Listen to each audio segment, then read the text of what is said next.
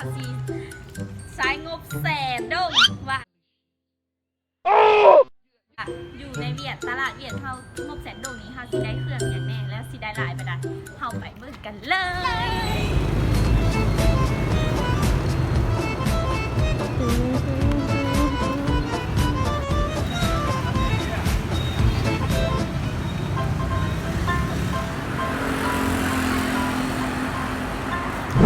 ทุกคนในระหว่างทางไปมันจะมีอาหารหมากไม้แบบหลายขนาดแบบยาวยวนใจขนาดถามว่าอยากกินก็ไม่อยากแต่บ่มีเงินซื้อเ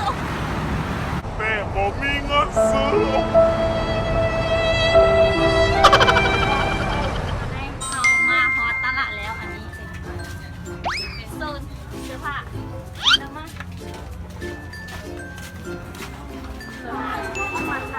โซนไข่ลูกซื้อไข่ลูกมัวบะเงียว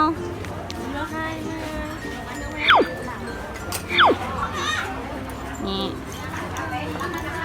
มัวจึงไข่ลูก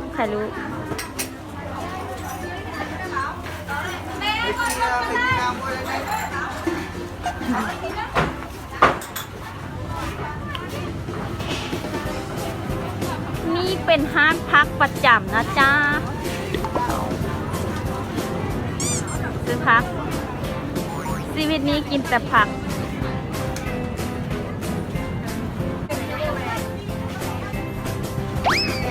ซื้ออะไรมาก่อนนะแม่บ้านจึงนี่คือร้านซื้อไข่ประจำแล้วก็มีคนขายงามๆจังสิละ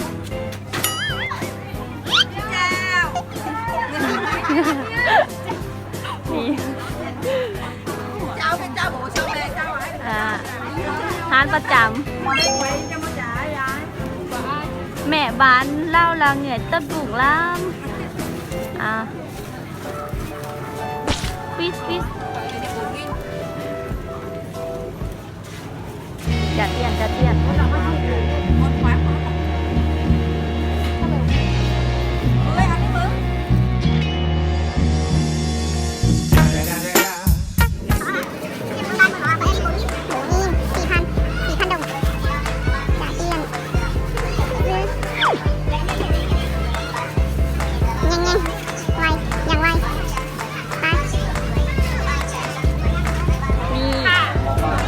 พอหมูตลาด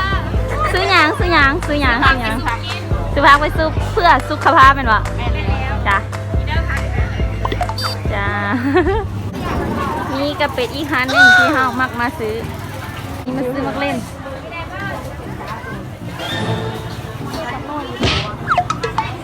ปวดจั่ว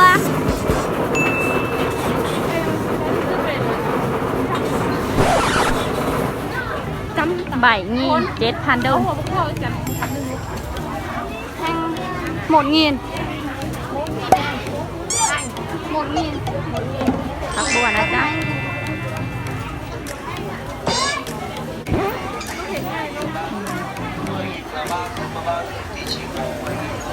นี่เป็นโซนของกิน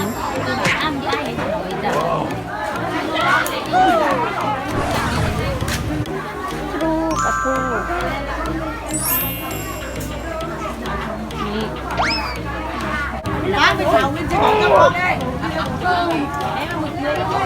ข้าวไปซื้อปลาทูนี่ปลาทูใส่เกลือ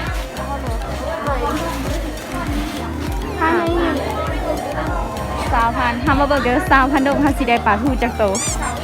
เป็นยังงอนเนี่ยเป็นยังงอนหน่อยคน3,000นะจ๊ะนี้คือ3,000ตัวน้อยเรามาบอกว่าบนต้องกัดคงกัดเนี่ยไม่ไปดอกไก่น้ำซื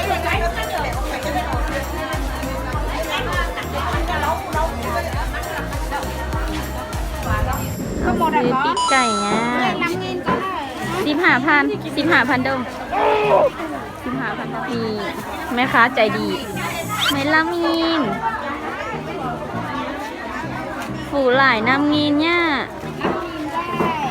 เลยไปนี่ขนมทอด ขนมทอด เป็นหาน้ำหวาน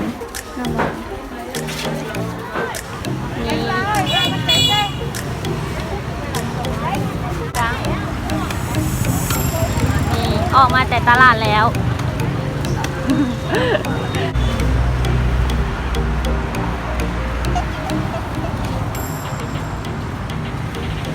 เข้ากำลังที่เมื่อโพสค่ะกินน้ำบางงานให้ซื้อก่อน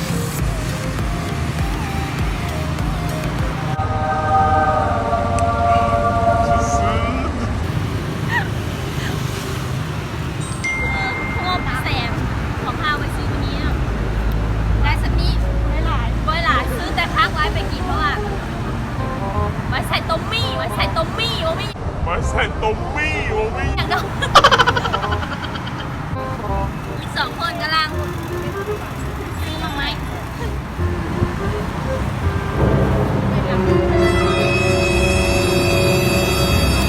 เห็นหน้ามันมาก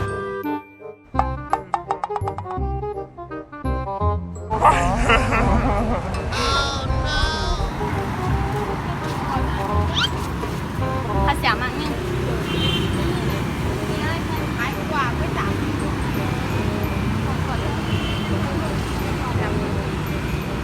พอดกระโป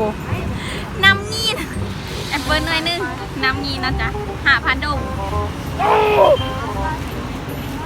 ใส่ถุงใส่ถุง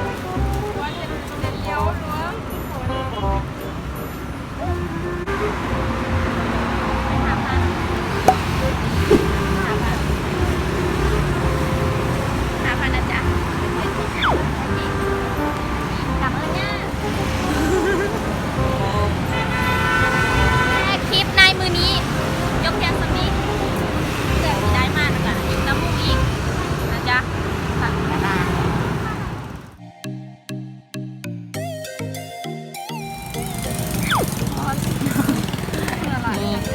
นี่ก่อนกลับซื้อน้ำนี่คือจ่าตักนี่คือกระพิซซ่านี่ล่ะเนื้อแจงแล้วน้ำมังนอดบ้านเฮาแหละ เที่ยวด่าน้ำมันนอด น้ำมักนอดคนขาย คนซื้อ ฉันก็อยากได้ยี่กันหนึ่งนะ อร่อยไหม อร่อย